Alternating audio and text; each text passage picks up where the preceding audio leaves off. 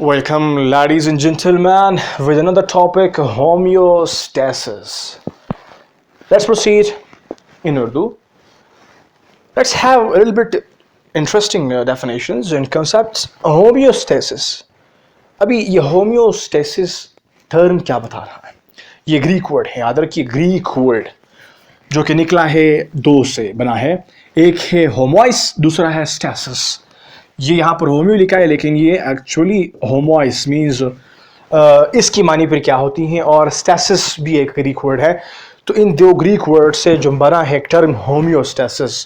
पहले इस टर्म की मानी क्या है?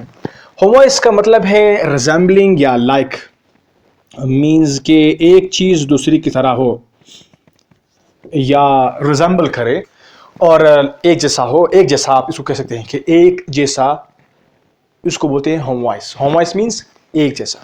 Stasis means standing. स्टैंडिंग क्या है? बरकरार. तो क्या हुआ? एक जैसे बरकरार रखना, क्या कोई भी चीज, उसको बोलते हैं होम्योस्टेसिस. बायोलॉजिकली हम इसको कैसे डिफाइन करेंगे? कोई लिविंग ऑर्गेनिज्म स्टेडी स्टेट में, मीन्स एक कांस्टेंट स्टेट में रहे और वो भी स्टेबल हो या मेंटेन कर सके. एक बॉडी, एक लिविंग बॉडी स्टेडी स्टेट को मेंटेन कर सके, उसको बोलते हैं होम्योस्टेसिस. तब उसको होम्योस्टेसिस कहते हैं जब वो कॉन्स्टेंटली चेंजिंग एनवायरनमेंट में अपने बॉडी का जो टेम्परेचर है, जो भी कुछ है, वो मेंटेन करे, अपने बॉडी का स्टेबल स्टेट मेंटेन करे या स्टेडी स्टेट को मेंटेन करे, एक नॉर्मल स्टेट को अपने बॉडी के लिए प्रोवाइड करे. या कोई भी लिविंग बॉडी एक कॉन्स्टेंटली और स्टेडी स्टेट को मेंटेन करे और वो भी कॉन्स्टेंटली चेंजिंग एनवायरनमेंट में, तो उसको बोलते हैं होम्योस्टेसिस. मतलब बाहर जलाबारी हो रही हो, सर्दी हो, गर्मी हो, बर्फबारी हो, जो कुछ भी हो, लेकिन एक लिविंग बॉडी अपने आप को एक मेंटेन रखें, बरकरार रखें, ताकि उसको सर्दी से भी नुकसान ज़्यादा ना हो और गर्मी से भी नुकसान ना हो. तो इसको बोलते हैं क्या? होम्योस्टेसिस. इन्वायरमेंट दो तरह के होते हैं, एक्सटर्नल इन्वायरमेंट और इंटरनल इन्वायरमेंट.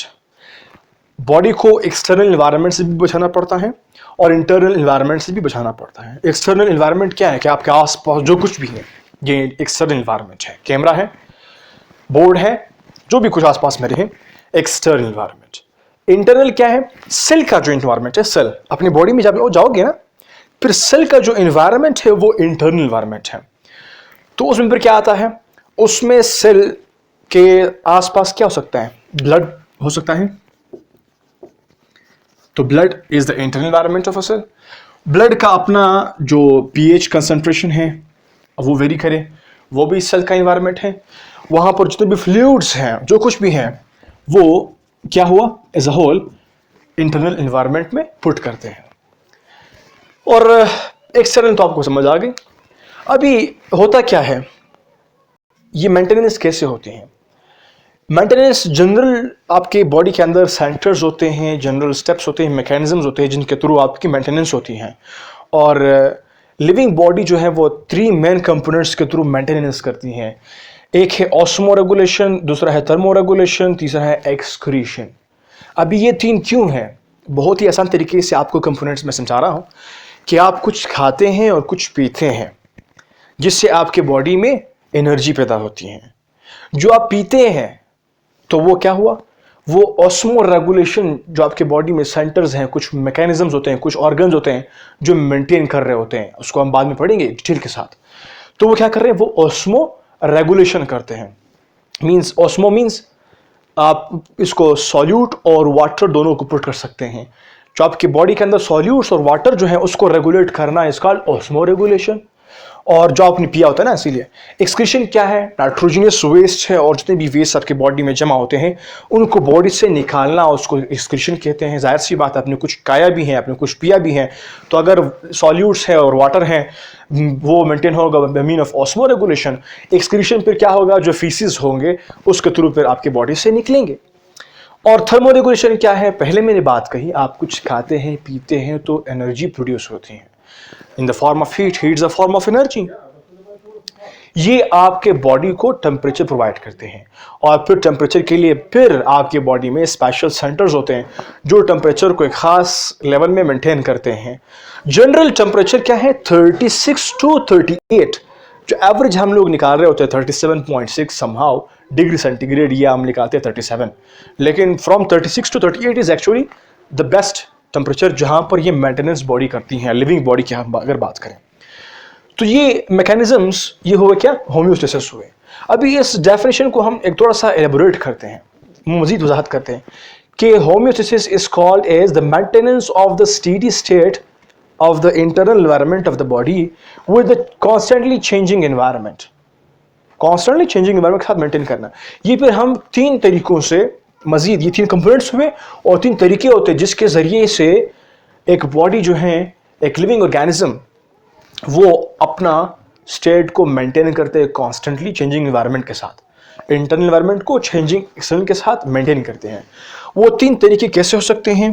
वो या तो स्ट्रक्चरल तरीका होता है, स्ट्रक्चरल मैकेनिज्म के जरिए मेंटेनेंस करते हैं, या फिर फिजियोलॉजिकल, और या फिर बिहेवियरल। ये तीन तरीकों जिसके जरिए से एक लिविंग ऑर्गेनिज्म मेंटेनेंस करता है। अभी स्ट्रक्चरल क्या है? कुछ लिविंग ऑर्गेनिजम्स के स्ट्रक्चर ऐसे बने होते हैं कि वो अपना आप को मेंटेन कर सकते हैं एक्सटर्नल एनवायरनमेंट के साथ। सपोज कीजिए कुत्ते को बहुत ज़्यादा शदीद गर्मी लग गई, तो लिविंग बॉडीज़ क्या करते हैं, हम लोग जगह साइड पर करते हैं, लेकिन कुत्ते क्या करते हैं, वो ज़बान निकालते हैं बाहर और फिर सांस ज़ोर ज़ोर से लेते हैं, जिसको बोलते हैं पेंटिंग, जिसके ज़रिए से वो अपने इंटरनल एनवायरनमेंट को एक्सटर्नल के साथ बराबर कर लेते हैं। मीन्स हीट को वो इवॉल्व कर लेते हैं। वेपोराइज मीन्स जिसको बोलते हैं हीट बाहर निकल जाता है। वेपोराइजेशन, इवेपोराइजेशन डिफरेंट टर्म्स हैं, यहाँ पर आ जाए, सिंपल समझ लें। कुछ स्ट्रक्चर्स बॉडी के ऐसे बने होते हैं। तो मैंने एग्जांपल दी कुत्ते की और इंसान की कि कुत्ता जो है वो क्या करता है, वो जा कर के जो भी जगह हो सिर्फ ज़बान को बाहर निकाल करके सांस को लेता है ज़्यादा से स्पीड के ज़रिए से, जिसको हम लोग पैंटिंग बोलते हैं, जिसके ज़रिए से वो अपने इंटरनल एनवायरनमेंट को फिर थोड़ा सा ठंडा कर लेता है, आप कह सकते हैं। और फिजियोलॉजिकल पर क्या हुआ? स्ट्रक्चरल में ह्यूमंस क्या करते हैं, जा कर के साइड पर बैठते हैं, तो हमारे स्ट्रक्चर में फिर लंग्स भी इन्वॉल्व है ना, लंग्स भी हैं और फिर पूरी बॉडी में स्वेट ग्लैंड्स भी हैं, वो भी ही काम करते हैं, जिसमें से पसीना निकलता है, तो फिर हमारा टेम्परेचर मेंटेन हो जाता है। फिजियोलॉजिकल क्या है? फिजियोलॉजिकली आप अगर ह्यूमन बॉडी की बात करें, फिजियोलॉजिकली टेम्परेचर कैसे मेंटेन होता है? अगर बहुत सर्दी होती है या बहुत गर्मी होती है, गर्मी में ब्लड वेसल्स जहाँ पर डायलेट हो जाते हैं, स्किन की तरफ आपको दिखाई भी जाता है, तो उससे क्या होता है, इससे ब्लड की सप्लाई ज़्यादा होती है, तो स्किन से फिर वो जो ब्लड के अंदर वाटर है, आपके समझ लीजिए सॉल्यूट हैं, वो फिर आपके पसीने के ज़रिए से बाहर निकलते हैं, जिससे फिर क्या होता है, बाहर निकलेंगे तो फिर हवा से जब वो पानी बाहर फिर उस जगह से जाता है, तो आप कहते हैं कि latent heat of vaporization, evaporization means जब वो पानी आप समझ लीजिए कि स्वेट जो है वो निकलता है या उठता है बाय मीन ऑफ एयर, तो वहाँ पर जो टेम्परेचर था स्किन का उसको वो कम कर देते हैं, बाकी टेम्परेचर अपने साथ ले जाते हैं, क्योंकि आप पानी के हवाले से जानते हैं कि उसका लेटेंट हीट ऑफ वेपोराइजेशन कितना है। तो वो भी एक नेक्स्ट टॉपिक है, केमिस्ट्री पॉइंट ऑफ व्यू से हम इसको डिस्कस कर चुके हैं। और फिर हमारे पास है, तो ये क्या हुआ, इस तरीके से फिजियोलॉजिकल मैकेनिज्म्स भी होते हैं कि ब्लड वेसल्स डायलेट होते हैं गर्मी में, सर्दी में कॉन्स्ट्रिक्ट होते हैं। क्यों? ताकि ज़्यादा सा स्वेटिंग ना हो सके। सर्दी में, गर्मी में क्या होता है, हमें थोड़ा सा इंटरनल एनवायरनमेंट मेंटेन करना होता है ना, क्योंकि बाहर जो है वो बहुत, अगर हम गर्मी की बात करें, बाहर बहुत गर्म है, अंदर भी गर्म है, तो फिर क्या करते हैं, यहाँ से पानी बाय मीन ऑफ स्वेट निकलता है, और स्वेट जब निकलता है, जब उठता है बदन से, तो उस जगह को कूलिंग इफेक्ट प्रोवाइड करता है। आप कह सकते हैं कि आपके स्किन को कूलिंग इफेक्ट प्रोवाइड करता है, ताकि हीट आपकी बॉडी से लॉस हो सके।